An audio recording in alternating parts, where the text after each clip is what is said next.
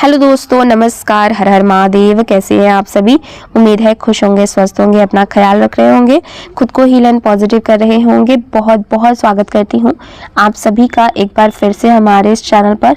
तो आज मैं फिर से आप सभी के लिए एक नई और फ्रेश रीडिंग करने जा रही हूँ और आज की रीडिंग बहुत इंटेंस है। आज हम देखेंगे आपको लेकर आपके पर्सन और थर्ड पार्टी के बीच इस समय पर क्या कुछ चल रहा है। आज की ये जो रीडिंग है ये एक general, collective and timeless reading है। इसका मतलब ये है आप इसे जब भी देखेंगे ये आपके साथ रेजोनेट ज़रूर करती है। जितना रेजोनेट हो उतना ही लीजिएगा, बाकी को दूसरों के लिए जाने दीजिएगा। आप इस रीडिंग को एक गाइडेंस के तौर पर भी देख सकते हैं। ओके, आप मेल हैं, फीमेल हैं, मैरिड हैं, अनमैरिड हैं, इंडिया से देख रहे हैं, इंडिया से बाहर से देख रहे हैं, आप इस रीडिंग को देख सकते हैं। ये रीडिंग सबके लिए है। आपको क्या करना है, अपना नाम जो है वो कमेंट सेक्शन में ज़रूर से क्लेम कर देना है और अपने पर्सन का नाम अपने मन में 3 बार ज़रूर दोहराना है। इससे आप दोनों की जो एनर्जी है आज की इस रीडिंग से कनेक्ट हो पाएगी और हम सही जान पाएंगे कि डिवाइन एंजल्स हमें क्या मैसेजेस देना चाहते हैं एंड आपकी एनर्जी हमें क्या संकेत दे रही है। अगर इस वीडियो से आपको थोड़ी सी भी क्लैरिटी मिलती हो, हेल्प मिलती हो तो प्लीज़ वीडियो को लाइक करिएगा, शेयर करिएगा। चैनल पर पहली बार आए हैं, अभी तक सब्सक्राइब नहीं किया है तो सब्सक्राइब करके बेल आइकन ज़रूर दबाइएगा, जिससे आने वाले वीडियोज़ के नोटिफिकेशंस आपको सबसे पहले मिलते रहेंगे। ठीक है, चलिए सबसे पहले मैं आपको कार्ड्स बता देती हूँ, उसके बाद हम एनर्जीज को चेक करना शुरू कर देंगे। कार्ड्स कुछ इस तरीके से आ रहे हैं। 3 of cups, 6 of wands, S of cups, 3 of swords, the moon का कार्ड आया है। Okay, S of cups, the lovers का कार्ड आया है, S of swords, okay, queen of wands and queen of cups and bottom of the deck है okay the strength का card. ठीक है, ये कार्ड्स निकल करके आ रहे हैं। देखिए, जो सबसे पहली चीज़ मुझे दिख रही है, ठीक है, थर्ड पार्टी और आपके पार्टनर के बीच में, ठीक है, तो उनके बीच में शांति नहीं है बिल्कुल भी। इनके बीच में ना जो भी बॉन्ड था, जो भी रिश्ता था, जो भी प्यार था, जो भी कहो, ठीक है, वो उसमें ना अब शांति नहीं रह गई है।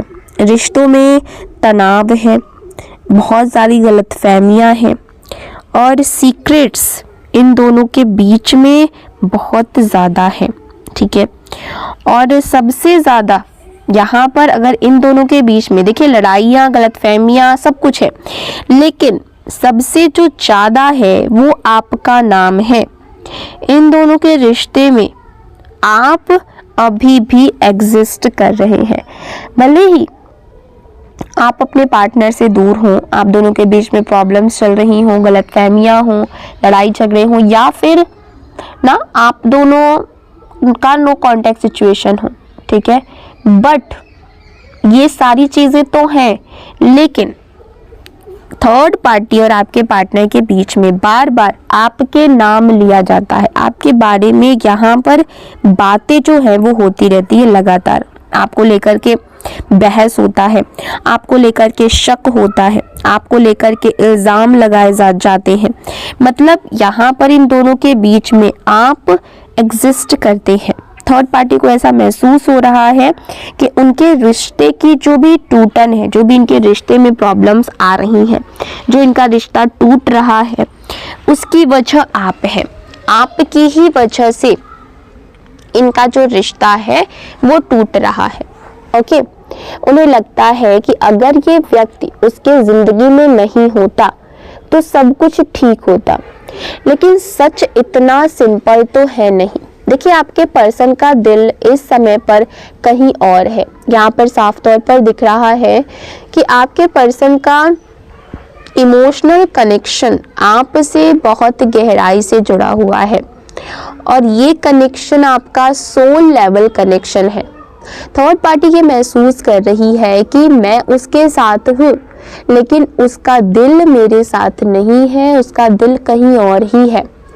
ठीक है, थर्ड पार्टी को ये बार बार महसूस होता है कि आपके पर्सन उसके साथ तो है, ओके, उसके साथ फिजिकली तौर पर है, लेकिन ना जो एक बॉन्ड है, उनका जो दिल है, उनका जो भी फीलिंग्स है वो थर्ड पार्टी के साथ नहीं है, और यही इनसिक्योरिटी इस रिश्ते को खाए जा रही है।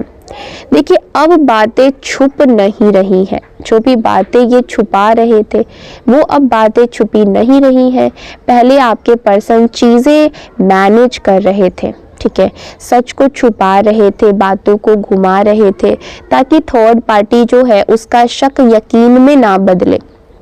पहले कहीं ना कहीं इन चीज़ों को आपके पर्सन अवॉइड कर रहे थे, लेकिन अब या तो वो थक चुके हैं या फिर सच को एक्सेप्ट कर चुके हैं। क्योंकि क्या होता है ना कि किसी भी झूठ को ज़्यादा दिनों तक ना छुपा करके नहीं रखा जा सकता है, ओके, और किसी भी झूठ को छुपाना ना दिन पर दिन मुश्किल होता जाता है। तो या तो आपके पर्सन थक चुके हैं इस झूठ को छुपाते छुपाते, या फिर वो सच को क्लियर तौर पर अपने अंदर ही ना एक्सेप्ट कर चुके हैं। अब वो सीधे तौर पर बोल रहे हैं कि हाँ, मैं उससे जुड़ा हुआ हूँ, हाँ मेरे मन में उसके लिए फीलिंग्स है, हाँ मुझे वो समझती है या फिर समझता है। और ये सुन करके थर्ड पार्टी के तन बदन में आग लग गया है, ठीक है, थर्ड पार्टी एकदम आग बबूला हो चुकी है।